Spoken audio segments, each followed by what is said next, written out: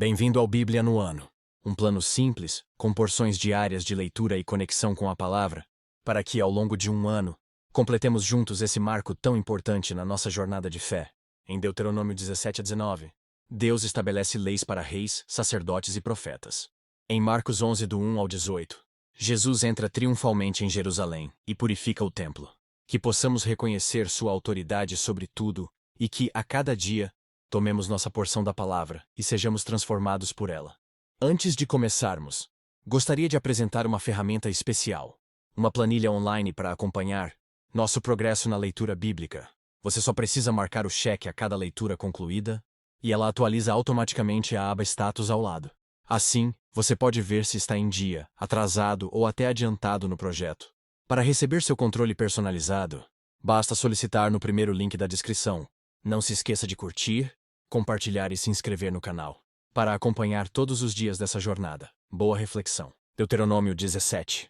Não sacrifiquem para o Senhor, o seu Deus, um boi ou uma ovelha que tenha qualquer defeito ou imperfeição. Isso seria detestável para ele.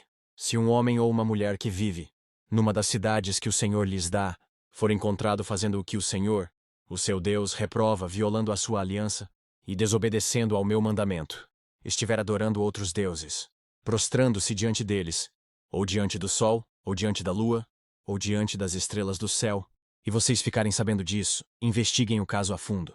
Se for verdade e ficar comprovado que se fez tal abominação em Israel, levem o homem ou a mulher que tiver praticado esse pecado à porta da sua cidade e apedreje-o até morrer. Pelo depoimento de 2 ou 3 testemunhas, tal pessoa poderá ser morta, mas ninguém será morto pelo depoimento de uma única testemunha. As mãos das testemunhas serão as primeiras a proceder à sua execução, e depois as mãos de todo o povo. Eliminem o mal do meio de vocês. Se para os seus tribunais vierem casos difíceis demais de julgar, sejam crimes de sangue, litígios ou agressões, dirijam-se ao local escolhido pelo Senhor, o seu Deus, e procurem os sacerdotes levitas e o juiz que estiver exercendo o cargo na ocasião. Apresentem-lhes o caso e eles lhes darão o veredicto. Procedam de acordo com a decisão que eles proclamarem no local que o Senhor escolher. Tratem de fazer tudo o que eles ordenarem. Procedam de acordo com a sentença e as orientações que eles lhes derem. Não se desviem daquilo que eles lhes determinarem, nem para a direita nem para a esquerda. Mas quem agir com rebeldia contra o juiz ou contra o sacerdote, que ali estiver no serviço do Senhor, terá que ser morto. Eliminem o mal do meio de Israel. Assim, todo o povo temerá e não ousará mais agir com rebeldia. Se quando entrarem na terra que o Senhor, o seu Deus, lhes dá, tiverem tomado posse dela, nela tiverem se estabelecido, vocês disserem, queremos um rei que nos governe, como tem todas as nações vizinhas. Tenham o cuidado de nomear o rei que o Senhor, o seu Deus, escolher. Ele deve vir dentre os seus próprios irmãos israelitas. Não coloquem um estrangeiro como rei, alguém que não seja israelita. Esse rei, porém, não deverá adquirir muitos cavalos, nem fazer o povo voltar ao Egito para conseguir mais cavalos, pois o Senhor lhes disse, jamais voltem por este caminho. Ele não deverá tomar para si muitas mulheres. Se o fizer, desviará o seu coração. Também não deverá acumular muita prata e muito ouro. Quando subir ao trono do seu reino, mandará fazer num rolo uma cópia da lei, que está aos cuidados dos sacerdotes levitas para o seu próprio uso. Trará sempre essa cópia consigo e terá que lê-la todos os dias da sua vida, para que aprenda a temer o Senhor, o seu Deus, e a cumprir fielmente todas as palavras desta lei e todos estes decretos. Isso fará que ele não se considere superior aos seus irmãos israelitas e a não se desvie da lei, nem para a direita nem para a esquerda. Assim prolongará o seu reinado sobre Israel, bem como o dos seus descendentes. Deuteronômio 18. Os sacerdotes levitas e todo o restante da tribo de Levi não terão posse nem herança em Israel. Viverão das ofertas sacrificadas para o Senhor, preparadas no fogo, pois esta é a sua herança. Não terão herança alguma entre os seus compatriotas. O Senhor é a sua herança, conforme lhes prometeu. Quando o povo sacrificar um novilho ou uma ovelha, os sacerdotes receberão a porção devida, o espádua, as queixadas e o estômago.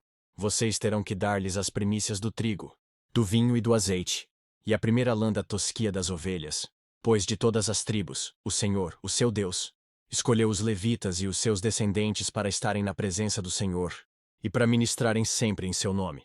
Se um levita que estiver morando em qualquer cidade de Israel desejar ir ao local escolhido pelo Senhor, poderá ministrar em nome do Senhor, do seu Deus, à semelhança de todos os outros levitas que ali servem na presença do Senhor. Ele receberá uma porção de alimento igual à dos outros levitas. Além disso, ficará com o que receber com a venda dos bens da sua família. Quando entrarem na terra que o Senhor, o seu Deus, lhes dá, não procurem imitar as coisas repugnantes que as nações de lá praticam. Não permitam que se ache alguém entre vocês que queime em sacrifício o seu filho ou a sua filha, que pratique adivinhação, ou dedique-se à magia, ou faça presságios, ou pratique feitiçaria, ou faça encantamentos, que seja médium ou espírita, ou que consulte os mortos. O Senhor tem repugnância por quem pratica essas coisas, e é por causa dessas abominações que o Senhor, o seu Deus, vai expulsar aquelas nações da presença de vocês. Permaneçam inculpáveis perante o Senhor, o seu Deus. As nações que vocês vão expulsar dão ouvidos aos que praticam magia e adivinhação. Mas a vocês, o Senhor, o seu Deus, não permitiu tais práticas. O Senhor, o seu Deus, levantará do meio de seus próprios irmãos um profeta como eu. Ouçam-no. Pois foi isso que pediram ao Senhor, ao seu Deus, em Hórebe, no dia em que se reuniram, quando disseram: Não queremos ouvir a voz do Senhor, do nosso Deus, nem ver o seu grande fogo. Senão morreremos. O Senhor me disse: Eles têm razão. Levantarei do meio dos seus irmãos um profeta como você. Porei minhas palavras na sua boca, e ele lhes dirá tudo o que eu lhe ordenar. Se alguém não ouvir as minhas palavras, que o profeta falará em meu nome, eu mesmo lhe pedirei contas. Mas o profeta que ousar falar em meu nome alguma coisa que não lhe ordenei, ou que falar em nome de outros deuses, terá que ser morto. Mas vocês perguntem a si mesmos: como saberemos se uma mensagem não vem do Senhor? Se o que o profeta proclamar em nome do Senhor não acontecer nem se cumprir, essa mensagem não vem do Senhor. Aquele profeta falou com presunção. Não tenham medo dele. Deuteronômio 19. Quando o Senhor, o seu Deus, tiver destruído as nações cuja terra lhes dá, e quando vocês as expulsarem e ocuparem as cidades e as casas dessas nações, separem 3 cidades de refúgio na parte central da terra que o Senhor, o seu Deus, está dando a vocês para que dela tomem posse. Dividam em 3 partes a terra que o Senhor, o seu Deus, lhe está dando como herança e façam nela acessos, para que aquele que matar alguém possa fugir para lá. Este é o caso em que um homem que matar outro poderá fugir para lá, para salvar a vida. Se matar o seu próximo sem intenção, sem que houvesse inimizade entre eles. Por exemplo, se um homem for com o seu amigo cortar lenha na floresta e, ao levantar o machado para derrubar uma árvore, o ferro escapar e atingir o seu amigo e matá-lo, ele poderá fugir para uma daquelas cidades para salvar a vida. Do contrário, o vingador da vítima poderia persegui-lo enfurecido e alcançá-lo, caso a distância fosse grande demais, e poderia matá-lo, muito embora este não merecesse morrer, pois não havia inimizade entre ele e o seu próximo. É por isso que lhe ordeno que separe 3 cidades. Se o Senhor, o seu Deus, aumentar o seu território, como prometeu sob juramento aos seus antepassados, e lhe der toda a terra que prometeu a eles, separem então mais 3 cidades. Isso acontecerá se vocês obedecerem fielmente a toda esta lei que hoje lhes ordeno: amar o Senhor, o seu Deus, e sempre andar nos seus caminhos. Façam isso para que não se derrame sangue inocente na sua terra, a qual o Senhor, o seu Deus, lhes dá por herança, e para que não sejam culpados de derramamento de sangue. Mas, se alguém odiar o seu próximo, ficar à espreita dele, atacá-lo e matá-lo, e fugir para uma dessas cidades, as autoridades da sua cidade mandarão buscá-lo na cidade de refúgio, e o entregarão nas mãos do vingador da vítima, para que morra. Não tenham piedade dele. Eliminem de Israel a culpa pelo derramamento de sangue inocente, para que tudo lhes vá bem. Não mudem os marcos de divisa da propriedade do seu vizinho, que os seus colocaram na herança que receberão na terra que o Senhor, o seu Deus, lhes dá para que dela tomem posse. Uma só testemunha não é suficiente para condenar alguém de algum crime ou delito. Qualquer acusação precisa ser confirmada pelo depoimento de 2 ou 3 testemunhas. Se uma testemunha falsa quiser acusar um homem de algum crime, os 2 envolvidos na questão deverão apresentar-se ao Senhor, diante dos sacerdotes e juízes que estiverem exercendo o cargo naquela ocasião. Os juízes investigarão o caso e, se ficar provado que a testemunha mentiu e deu falso testemunho contra o seu próximo, deem-lhe a punição que ele planejava para o seu irmão. Eliminem o mal do meio de vocês. O restante do povo saberá disso e terá medo, e nunca mais se fará uma coisa dessas entre vocês. Não tenham piedade. Exijam vida por vida, olho por olho, dente por dente, mão por mão, pé por pé. Marcos 11. Quando se aproximaram de Jerusalém, e chegaram a Betfagé e Betânia, perto do Monte das Oliveiras, Jesus enviou 2 de seus discípulos, dizendo-lhes: Vão ao povoado que está diante de vocês. Logo que entrarem, encontrarão um jumentinho amarrado, no qual ninguém jamais montou. Desamarrem-no e tragam-no aqui. Se alguém lhes perguntar, por que vocês estão fazendo isso? Digam-lhe, o Senhor precisa dele e logo o devolverá. Eles foram e encontraram um jumentinho na rua, amarrado a um portão.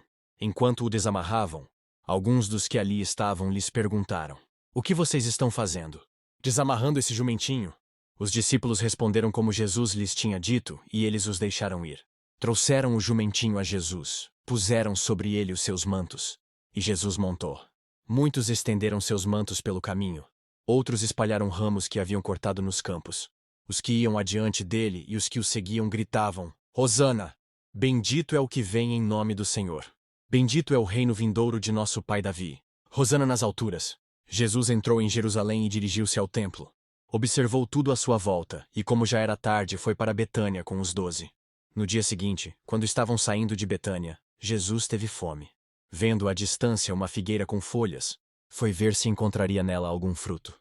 Aproximando-se dela, nada encontrou, a não ser folhas, porque não era tempo de figos. Então lhe disse, ninguém mais coma de seu fruto. E os seus discípulos ouviram-no dizer isso. Chegando a Jerusalém, Jesus entrou no templo e ali começou a expulsar os que estavam comprando e vendendo. Derrubou as mesas dos cambistas e as cadeiras dos que vendiam pombas, e não permitia que ninguém carregasse mercadorias pelo templo. E os ensinava, dizendo, não está escrito, a minha casa será chamada casa de oração para todos os povos? Mas vocês fizeram dela um covil de ladrões.